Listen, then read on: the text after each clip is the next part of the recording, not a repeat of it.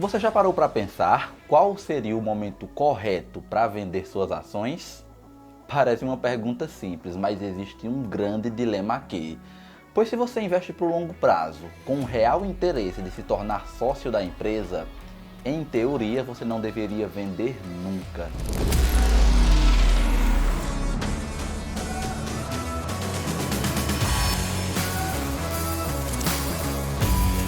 Mas, obviamente, nem tudo é preto no branco. Às vezes acontecem situações inesperadas ou atípicas que te obrigam a desfazer de suas posições. Eu passei por isso algumas semanas atrás, onde eu fui obrigado a vender uma das ações que eu tinha. O que levantou o questionamento de um dos inscritos aqui do canal.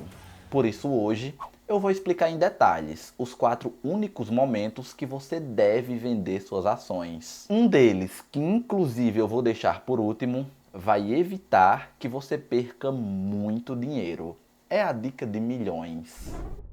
O primeiro é a questão da necessidade. Não dá para a gente negociar com a precisão.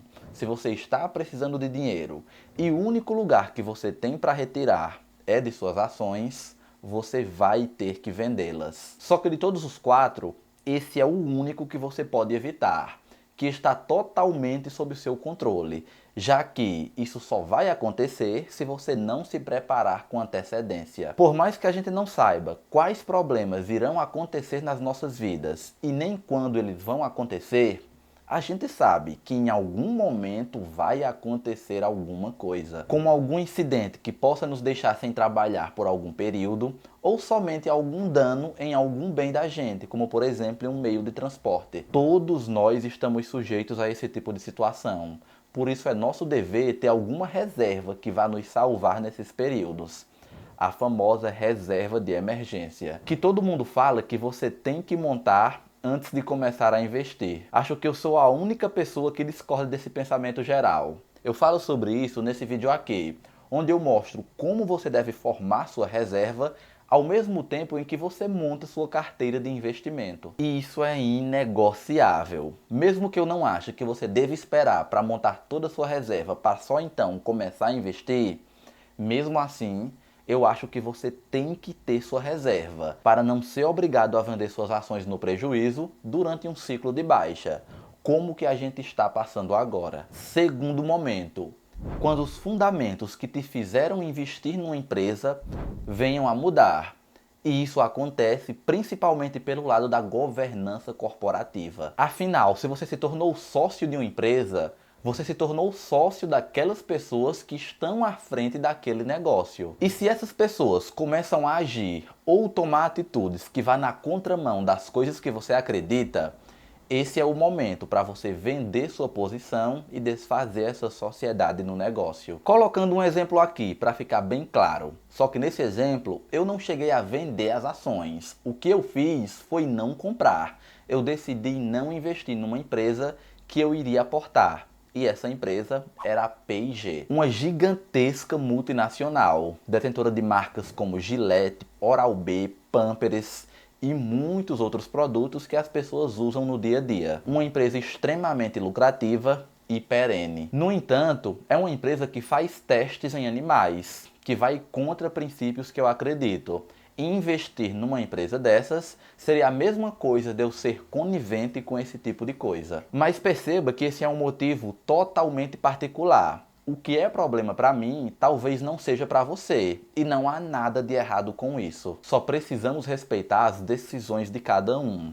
E lógico, que decidir não investir é muito mais simples do que vender as ações depois de já ter comprado, depois de já ter se tornado sócio e os fundamentos veio a mudar. Só que isso também já aconteceu comigo e foi muito recentemente com a Nubank, onde os fundamentos vieram a mudar e eu tive que refletir muito se ainda continuaria sócio da empresa, já que é uma empresa que eu gosto muito, tanto dela quanto os serviços que ela oferece. Só que infelizmente eu optei por vender.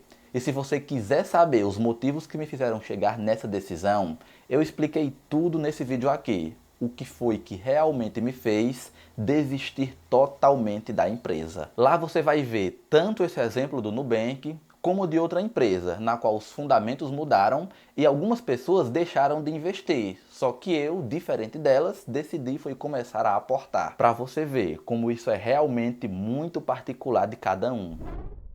O nosso próximo motivo é o rebalanceamento. Vamos lá, o que é que acontece?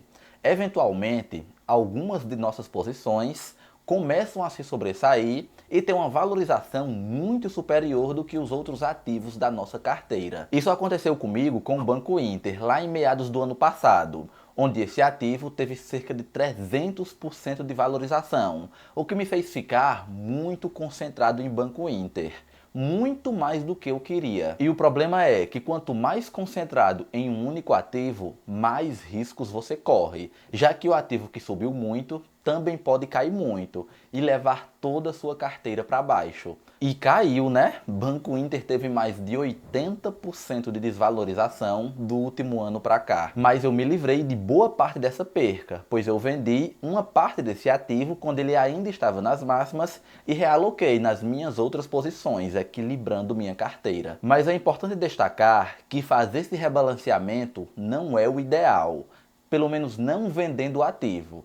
O mais interessante seria você equilibrar sua carteira com novos aportes. Ao invés de vender o ativo que cresceu, você para de investir nele por alguns períodos e passa a aportar nas suas outras posições até que elas comecem a acompanhar aquele ativo que se sobressaiu. Assim você também dilui os seus riscos sem se desfazer de boas posições. Acho que essa dica merece até o like, não? Vamos lá para o nosso último motivo, que é aquele que eu disse que vai evitar de você perder muito dinheiro, que é na venda para abatimento de imposto. Parece complexo, mas é algo bem simples. Se você investe em ações, você deve saber que as vendas com limite de até 20 mil por mês são isentas de imposto de renda. Como assim? Vamos supor que você investiu em ações e essas ações ou essa ação que você comprou se valorizou em 90%, te deixando com saldo ali de 19 mil em ações. Caso fosse vender, você teria um lucro aí de 9 mil, mas como está abaixo daquele limite de 20 mil por mês, você não pagaria nada de imposto de renda, o que é ótimo. Mas se você investe para o longo prazo e você não vai ou não iria utilizar dessa isenção, já que não tem motivos para você vender agora no curto prazo, o que acontece é que isso pode te causar um problema lá na frente. Pois pensa comigo, se você não vende e esse ativo continua se valorizando, ele vai aumentando até passar desses 20 mil, passar muito além disso, e lá na frente, finalmente você decide fazer esse lucro e vender esse ativo, você vai ter que pagar imposto sobre toda essa valorização. Viu só o tamanho do problema aí? Mas para ficar mais claro, vamos colocar aqui em números. Aqueles 10 mil se transformaram em 19, certo? Ele continuou se valorizando. Vamos supor que esse valor chegou até os 100 mil. Então 10 mil você aportou e toda essa valorização até os 100 mil deu 90% de valorização. Quando você for vender esses 100 mil, você vai ter que pagar de imposto o valor equivalente a R$ 13.500.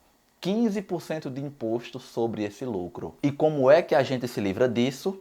Bom, primeiramente é se inscrevendo aqui no canal para você não perder outras dicas como essa, outros conteúdos valiosíssimos que não só te ensinam como ganhar mais dinheiro, mas também evita de você perder muito dinheiro. E segundamente, é se utilizando daquela regra de isenção para se livrar de todo esse abatimento de imposto, vendendo de 20 em 20 mil mensalmente e se aproveitando desse benefício. Aí você me pergunta, como assim?